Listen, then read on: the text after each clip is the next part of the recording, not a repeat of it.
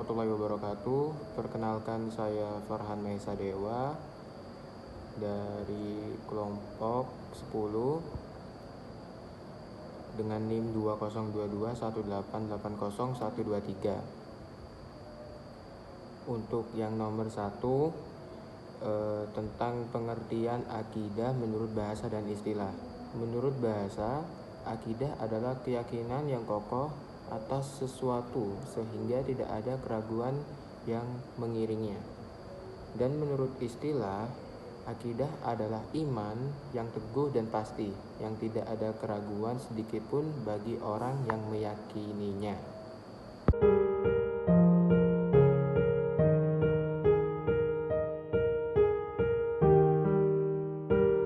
Selanjutnya untuk nomor 1B, tentang dalil tentang akidah dari Al-Quran ataupun hadis. Yang pertama itu ada dari surat At-Taubah ayat 31. Wa ma umiru illa liya'budu ilaha wahida la ilaha illallah la ilaha illa huwa subhanahu amma yasyrikun. Yang artinya, padahal mereka hanya disuruh menyembah Tuhan yang esa, tidak ada Tuhan yang berhak disembah selain Dia. Maha suci Allah dari apa yang mereka persekutukan. Nah, inilah yang disebut Islam, yang sedangkan berbuat syirik dan keinginannya untuk melestarikan syirik atas nama tradisi, tentu saja itu tidak berprinsip seperti ajaran Islam yang diturunkan. Berserah diri kepada Allah dengan mentauhidkannya, patuh kepadanya dengan melakukan ketaatan, dan berlepas dari sifat syirik dan perilaku syirik.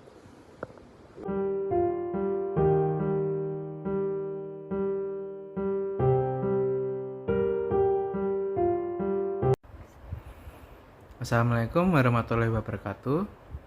Saya Fatani Barswati dengan NIM 202218800033. Saya akan menjawab soal nomor 2 bagian A dan B.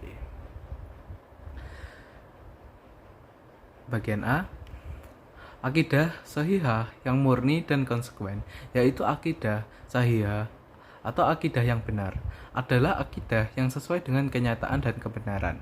Inilah akidah yang dibawa Rasulullah Shallallahu Alaihi Wasallam, yaitu semua kabar yang datang dari Allah Subhanahu wa Ta'ala dan dari Nabi Muhammad Shallallahu Alaihi Wasallam yang terdapat dalam Al-Quran dan hadis Nabi yang sahih, seperti berita gaib tentang surga, neraka, turunnya Nabi Isa, keluarnya Dajjal, siksa dan nikmat kubur. Al-Quran dan As-Sunnah yang sahih sajalah yang dapat dijadikan sebagai akidah Islamiyah. Pendapat-pendapat dari siapapun datangnya yang tidak berdasarkan Al-Quran atau hadis yang sahih tidak dapat dijadikan sebagai landasan untuk diambil sebagai akidah Islamiyah. Maka, apapun yang ditunjukkan oleh Al-Quran dan Al-Hadis yang sahih wajib untuk diimani dan diamalkan. Sedangkan yang tidak ditunjukkan oleh Al-Quran dan hadis sahih, maka wajib pula untuk ditolak dan tidak diterima sebagai akidah.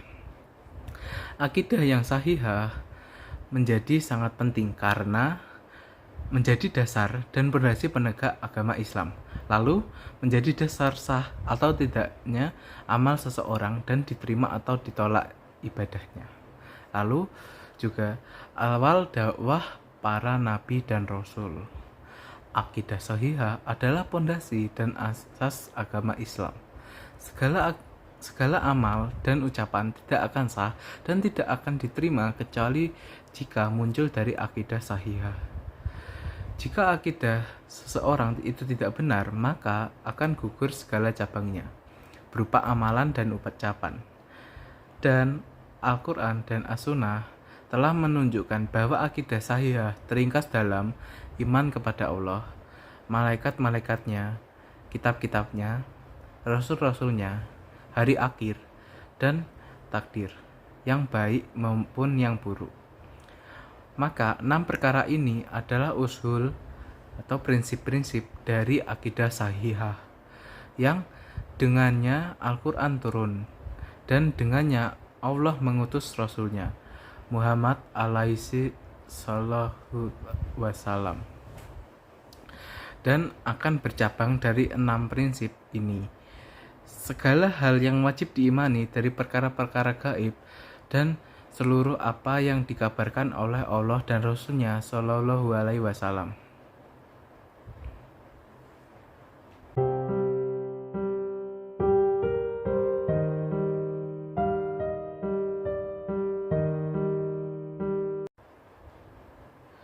Nomor 2, bagian B. Syirik adalah menjadikan sesuatu tandingan bagi Allah atau menduakan Allah, padahal sesungguhnya Allah lah yang menciptakan segala sesuatu yang ada di bumi. Syirik adalah perbuatan menyekutukan Allah dalam segala bentuk, baik itu perkataan, perbuatan, atau iktikad. Adapun orang yang melakukan syirik itu disebut musyrik. Adapun pengertian syirik secara syariah ada 2 makna, yaitu makna umum adalah menyamakan selain Allah dengan Allah dalam hal yang merupakan kekhususan bagi Allah. Lalu makna khusus yaitu menyamakan selain Allah menjadi ilahi yang disembah dan ditaati bersama Allah. Syirik yang berkembang di masa modern ini adalah syirik khafi, yaitu mempersekutukan Allah secara tidak sadar. Orang-orang hanya mengetahui bahwa syirik itu ketika seseorang menduakan Allah dalam penciptaan, atau ketika seseorang menyembah patung-patung. Adapun menyembah orang soleh dan lainnya, dalam arti berdoa, meminta pertolongan kepada orang soleh atau wali-wali, memohon syafaat, kesembuhan, jodoh, rezeki, dan lainnya kepada mereka, maka ini dianggap syirik. Ia tidak melakukannya secara terang-terangan, tidak bisa diketahui secara indrawi, namun diam-diam dan secara tersembunyi telah melakukan kesyirikan. Syirik di masa kini banyak terjadi dalam bentuk ucapan yang secara tidak sengaja dilakukan. Syirik khafi dibagi menjadi 5, yaitu yang pertama membuat saingan terhadap Allah, yang kedua mempertahankan hawa nafsu, yang ketiga mencintai dunia secara berlebihan, yang keempat ketaatan tanpa reverse, yang kelima fanatisme golongan atau organisasi. Cara menanggulangi syirik. Yang pertama dengan memperdalam keimanan kita kepada Allah dan Rasul-Nya serta ajaran agama Allah yaitu Islam. Lalu yang kedua, terbiasa dengan kerja keras dan berdoa pada Allah dalam setiap pekerjaan yang kita lakukan dan mengharapkan hasil yang terbaik hanya kepada Allah. Yang ketiga, meyakini bahwa tidak ada kekuatan dan kekuasaan yang lebih besar dibandingkan dengan kekuatan dan kekuasaan Allah Subhanahu wa taala. Lalu yang keempat, banyak mengingat Allah Subhanahu wa taala. Dengan banyak mengingat Allah Subhanahu wa taala atau berzikir, berarti kita berusaha menjauhi atau menghindari perbuatan syirik. Berzikir merupakan cara mengagungkan nama Allah Subhanahu wa taala, menyucikan dan mengesahkannya. Dengan berzikir dapat menghilangkan keraguan akan keesaan Allah Subhanahu wa taala, bahkan memperkuat keyakinan dan keimanan serta membuat hati kita tenang.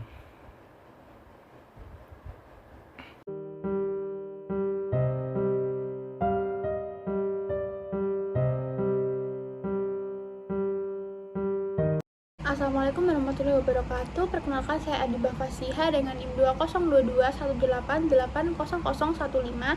Di sini saya pada ujian akhir semester mata kuliah AIK, saya menjawab pada nomor 3A dan B, kemudian nomor 5A. Yang pertama dan nomor 3A yaitu jelaskan pengertian ibadah menurut Muhammadiyah harus dilihat dalam timbunan putusan tarjih.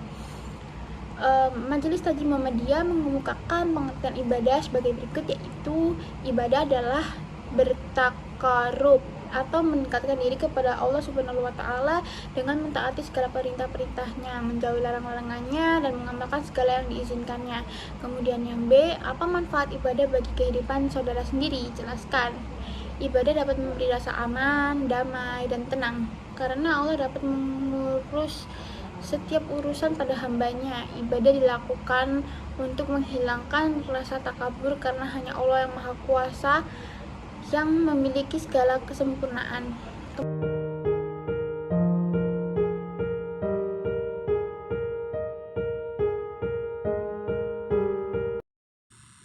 Selanjutnya saya akan menjelaskan AIK nomor 4A, yaitu dalam masyarakat tentu tidak asing lagi bagi kita bahwa jumlah rakaat sholat tarawih ada yang 11 dan ada yang 12 rakaat. Bagaimana hukum mengenai hal tersebut? Nah, mengenai sholat tarawih 23 rakaat sekalipun sudah begitu memasyarakat, tetapi pada sholat tarawih menurut tuntunan Nabi SAW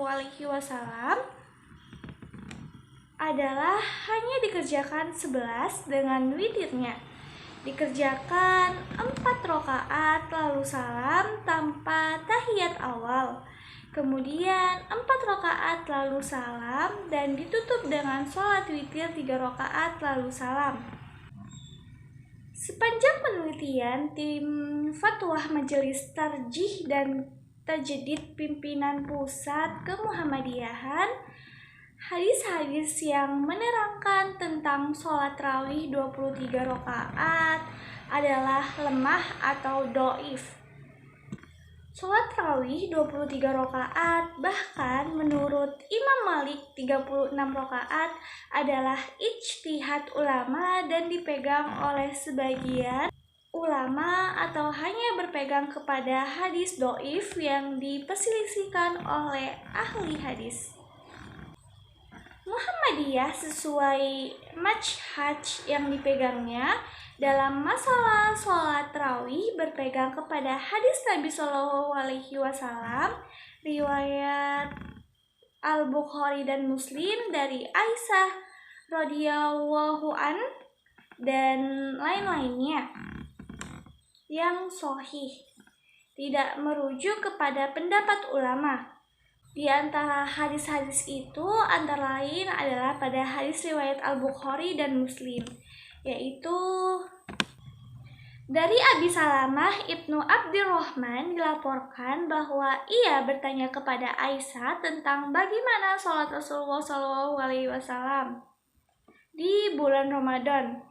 Aisyah menjawab, Nabi SAW tidak pernah melakukan sholat sunnah atau tatawu di bulan Ramadan dan bulan lainnya lebih dari 11 rakaat.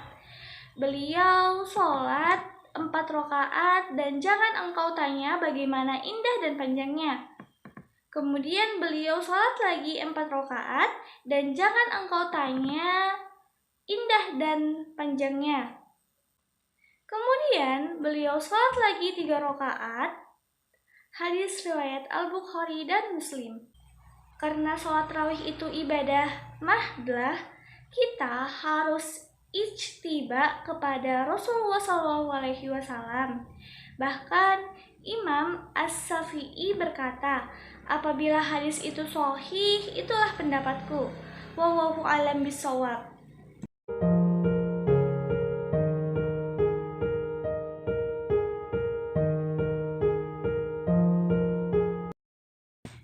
Selanjutnya saya akan menjawab pertanyaan dari AIK nomor 4B. Menurut pendapat saya, sholat tarawih pada jumlah rakaat yang dilakukan ini bervariasi dan itu tergantung pada dalil yang dipercayai oleh masing-masing orang. Para ulama juga belum bisa menemukan satupun hadis sahih yang secara tegas menetapkan jumlah rakaat sholat tarawih ini. Oleh karena itu, jumlah rakaat sholat tarawih yang dilakukan umat muslim berbeda-beda. Nah, tetapi dengan adanya perbedaan pelaksanaan sholat tarawih tidak perlu diperdebatkan, sebab keduanya sama-sama memiliki dasarnya masing-masing. Karena kalau adanya perdebatan berarti menganggap diri kita benar dan yang lainnya salah. Alih-alih memperdebatkan jumlah rakaat dalam ibadah sholat tarawih yang dinilai tidak efektif, saya justru menyoroti geliat masyarakat untuk sholat tarawih yang kebanyakan cenderung menurun di minggu ketiga dan keempat Ramadan. Banyak masjid-masjid yang sepi jemaah terutama di minggu ketiga dan keempat. Maka perdebatan sholat tarawih dan witir 11 rakaat atau 23 menjadi tidak efektif. Nah, yang terpenting adalah bagaimana umat Islam rajin tarawih di masjid-masjid itu sudah luar biasa. Dari sisi ibadah, mahdoh maupun dakwah. Wallahu a'lam bishawab.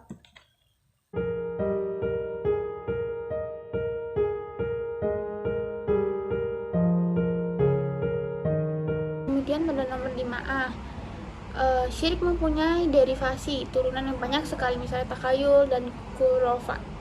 Jelaskan masing-masing disertai contohnya. Pada syirik yaitu ada takhayul, khurafat. Takhayul adalah percaya akan hal gaib yang datangnya dari mitos atau ramalan.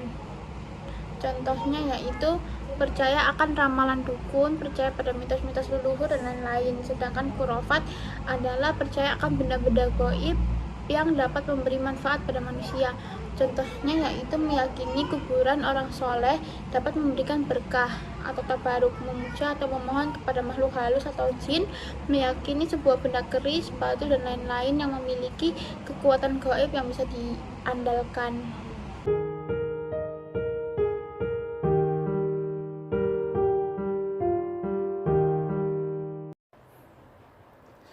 Nomor 5 bagian B. Bahaya syirik bagi kehidupan manusia. Yang pertama, syirik merendahkan eksistensi kemanusiaan. Syirik menghina kemuliaan manusia. Allah memuliakan manusia, menuduhkan baginya apa yang ada di langit dan di bumi semuanya. Allah telah menjadikan manusia sebagai penguasa di jagat raya ini. Tetapi, kemudian ia tidak mengetahui derajat dan martabat dirinya. Ia lalu menjadikan sebagian dari makhluk Allah sebagai Tuhan dan sesembahan. Ia tunduk dan menghinakan diri kepadanya. Yang kedua, syirik adalah sarang khurafat dan kebatilan dalam sebuah masyarakat yang akrab dengan perbuatan syirik. Barang dagangan dukun, tukang nujum, ahli sihir, dan yang semacamnya menjadi laku keras, sebab mereka mendakwahkan bahwa dirinya mengetahui ilmu gaib yang sesungguhnya tak seorang pun mengetahuinya kecuali Allah. Yang ketiga, syirik adalah kedoliman yang paling besar, yaitu dolim terhadap hakikat yang agung, yaitu tidak ada Tuhan yang berhak disembah selain Allah. Adapun orang musyrik mengambil selain Allah sebagai Tuhan, serta mengambil selainnya sebagai penguasa. Syirik merupakan kedoliman dan penganiayaan terhadap diri sendiri, sebab orang musyrik menjadikan dirinya sebagai hamba dari makhluk yang merdeka. Syirik juga merupakan kedoliman terhadap orang lain yang ia persekutukan dengan Allah, karena ia telah memberikan sesuatu yang sebenarnya bukan miliknya. Yang keempat, syirik sumber dari segala ketakutan dan kecemasan. Orang yang akalnya menerima berbagai macam khurafat dan mempercayai kebatilan, kehidupannya selalu diliputi ketakutan, sebab dia menyadarkan dirinya pada banyak Tuhan. Padahal Tuhan-Tuhan itu lemah dan tak kuasa memberikan manfaat atau menolak bahaya atas dirinya. Yang kelima, syirik membuat orang malas melakukan pekerjaan yang bermanfaat. Syirik mengajarkan kepada para perantara sehingga mereka meremehkan amal salih. Sebaliknya, mereka melakukan perbuatan dosa dengan keyakinan bahwa para perantara akan memberinya syafaat di sisi Allah. Yang keenam, syirik menyebabkan pelakunya kekal dalam neraka. Syirik menyebabkan kesia-siaan dan kehampaan di dunia, sedang di akhirat yang mempersekutukan sesuatu dengan Allah. Maka pasti Allah mengharamkan kepadanya surga dan tempatnya ialah neraka. Dan tidaklah ada bagi orang-orang zalim itu seorang penolong pun. Surat Al-Maidah ayat 72. Yang ketujuh, syirik memecah belah umat. Dan janganlah kamu termasuk orang-orang yang mempersekutukan Allah, yaitu orang-orang yang memecah belah agama mereka, dan mereka menjadi beberapa golongan. Tiap-tiap golongan merasa bangga dengan apa yang ada pada golongan mereka.